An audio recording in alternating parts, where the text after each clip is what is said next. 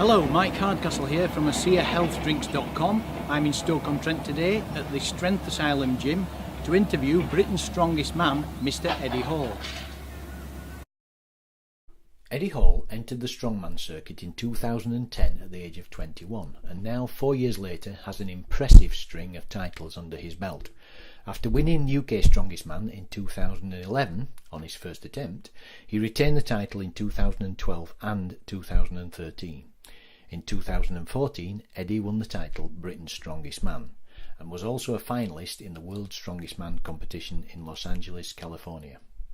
We recently caught up with Eddie at the gym between training sessions. Eddie, thanks for taking the time out from training to talk to us today. No problem. Eddie, can you please share with the listeners your background and how you became an athlete?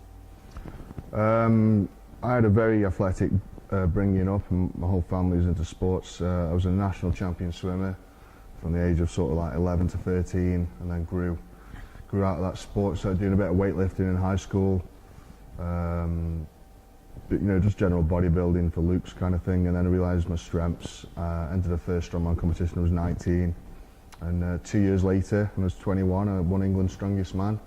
And then, you know, started incorporating a bit of actual strongman training, and now, you know, I'm sort of a world's strongest man competitor now, you know, top 10 in the world.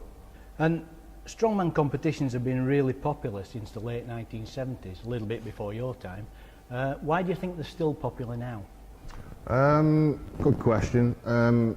It's all about us guys being freaks, to be honest. You know, people love to see freaky stuff, freaky men. We are freaks. We're massive guys, and we lift absolutely tremendously massive weights. You know, we pull planes, we flip cars, and we lift, you know, unimaginable weights above our head. So, you know, that's why it's sort of a, especially at Christmas time, it's just renowned for that, you know, that entertainment sport.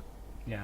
Yeah, well, I remember seeing Jeff Capes and Jean-Paul Sigmarsson, I Am a Viking, you know, in the early 80s. Exactly. Strongman has the characters, whereas footballers and rugby players, I mean, don't get me wrong, I bet they've got characters, but they can't portray that to the fans on the TV.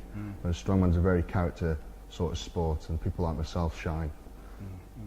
Well, I know you've been using ASEA now for quite a while. How did you first find out about ASEA, and who first introduced it and brought it to your attention?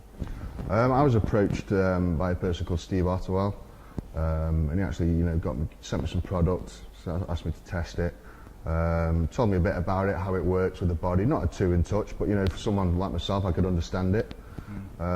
Tried it for a month or so, and, you know, I liked the product. It definitely made a difference to my mental focus, energy levels, and I think, you know, my sort of repair time in between training sessions sort of reduced a little, so, you know, I felt as though my body was recovering that little bit quicker.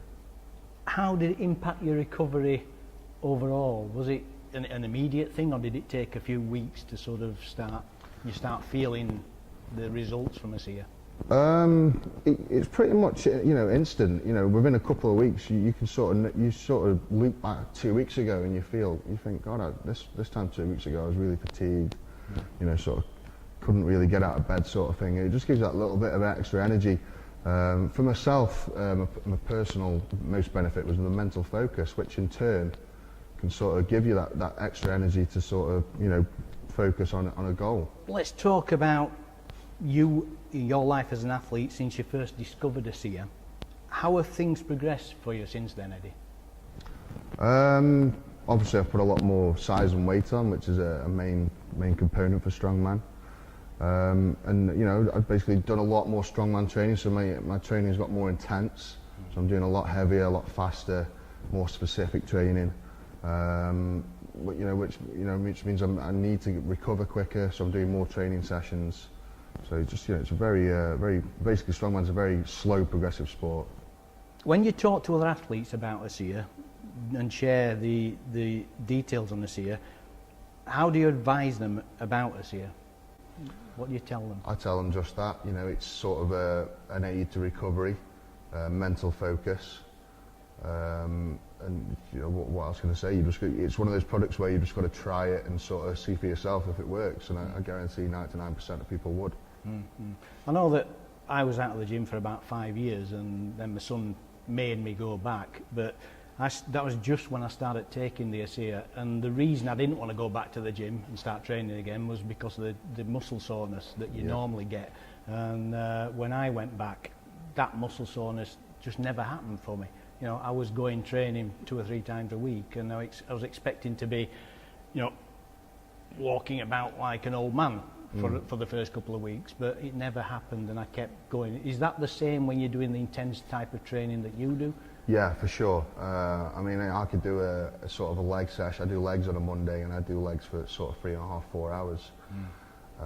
And it, you know, if you sort of do that without any after products, such as proteins and recovery drinks and things, you would feel the massive effects of, you know, a sort of I think they call it DOMS, you know, delayed onset of muscle syndrome or whatever. And ASEA sort of stops that. It just helps, you know, helps along all those proteins. It's just another assisting product that we take. So do you take it morning and night? I just take it in the morning. You just take it in the morning? Yeah, I find, you know, I've got a very busy lifestyle, and I find taking it twice a day a little too much for me. So it's easy for me just to take all of my dose in the morning. It seems to work throughout the day. Yeah, and do you up that dosage when you're training for a competition?